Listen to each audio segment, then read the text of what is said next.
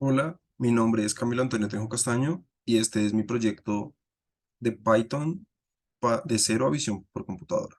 Este proyecto se titula Modelo de regresión logística para la clasificación de cardiopatías coronarias. Este proyecto inicia con la base de datos SAHEART. Esta es una base de datos disponible en la Internet de manera libre. Es una base de datos pública, la cual muestra datos de hombres con alto riesgo de presentar cardiopatías en un área conocida como Western Cape en Sudáfrica. El nombre completo de esta base de datos es de South African Heart Dataset. Para este caso, se tuvieron en cuenta dos controles para cardiopatías coronarias que existían en el momento, en los cuales se tenían en cuenta los hombres que padecen y se han sometido a tratamientos para reducir la presión sanguínea y otros tratamientos para reducir el riesgo a una cardiopatía coronaria. Algunas de estas muestras son de sujetos que terminaron estos tratamientos, otros sujetos no los habían terminado y otros sujetos ni siquiera los habían tenido en cuenta para, por así decirlo, llevar un control de su padecimiento. Esta es una muestra de una base de datos pues, más grande. Ya la base de datos completa fue descrita por Rousseau y otros en una investigación llevada en 1983. Esto disponible en el South African Medical Journal. Esta base de datos cuenta con 10 variables sobre las cuales el target como tal era la cardiopatía coronaria. Los demás targets se tenían en cuenta datos como la presión sistólica de los pacientes, el tabaco acumulado, el nivel de colesterol, la adiposidad, un dato netamente categórico que era la presencia o ausencia en el historial familiar de si se habían presentado pues cardiopatías coronarias de manera bueno, presente o ausente. Un perfil psicológico que se llama el Type A, que tiene en cuenta, por así decirlo, la volatilidad, que tiene, por así decirlo, el carácter de una persona, teniendo en cuenta si era fácil que pasara un estado de agitación, tipo se enoja muy fácil o no se enoja fácil, eh, y demás análisis psicológicos.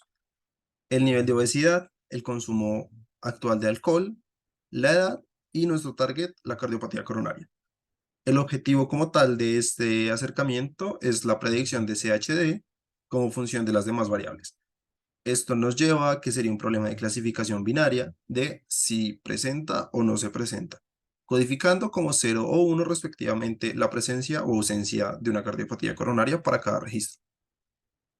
Se inicia cargando la base de datos, en este caso también tomando una muestra de los primeros 10 registros de esta, en la cual se evidencia, y lo importante analizar en este primer momento, es que efectivamente la columna de historia familiar está en tipo texto, mientras que los demás valores están en numéricos. Al analizar en términos del tamaño, se evidencia que efectivamente se tienen 10 categorías o variables y 462 registros. Otra buena práctica al momento de acercarse a estos proyectos es evidenciar la información dentro de la base de datos o data frame. Importante aquí era evidenciar si se presentaban o no datos nulos que pudieran afectar el rendimiento del modelo. En este caso, pues obtienen que efectivamente hay 462 entradas y que afortunadamente ninguna de las columnas presentaba valores nulos. Es decir, todos los registros, los 462 registros, estaban completamente completos, por así decirlo. Posterior a esto, lo que se hizo fue una codificación de la columna correspondiente al historial de la familia, en el cual se tenía como uno si había sido presente una cardiopatía en el historial familiar o cero si no había sido presente. Nuevamente se hizo una muestra de los primeros 10 datos para evidenciar si realmente se había codificado de acuerdo a lo planteado.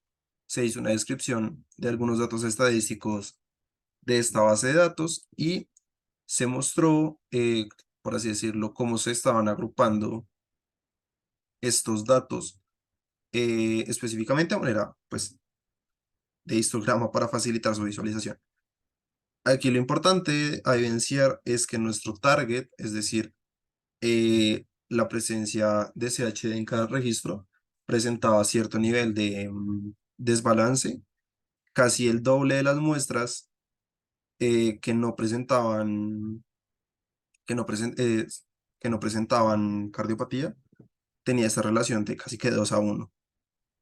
Finalmente, la manera de ya definición del modelo se obtuvo o se planteó el uso del modelo de regresión logística para predecir la cardiopatía coronaria, iniciando, subdividiendo en 80% para entrenamiento y 20% para test. La base de datos inicial se tuvo en cuenta, pues, eliminar lo que sería la columna correspondiente al target y todo lo demás ya se ajustó para tener tanto todos los datos de análisis cardíaco y demás análisis clínicos del paciente versus el target de cardiopatía.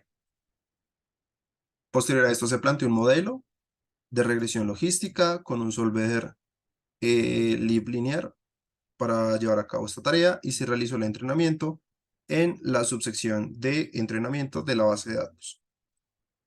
Esta es una muestra de los coeficientes de aprendizaje o betas, una predicción realizada sobre la subsección de pruebas y un dato importante que es mostrar las probabilidades de predicción para cada una de las clases. En este caso, lo importante es evidenciar que sí hay, por así decirlo, cierto nivel de sesgo entre algunas de las probabilidades, más sin embargo, se evidencian que hay otras en las que el modelo no tiene como tal un gran nivel de discernimiento y estas probabilidades se ajustan, se llegan a acercar entre ellas. Finalmente, para medir el rendimiento del modelo, se utilizó la función score.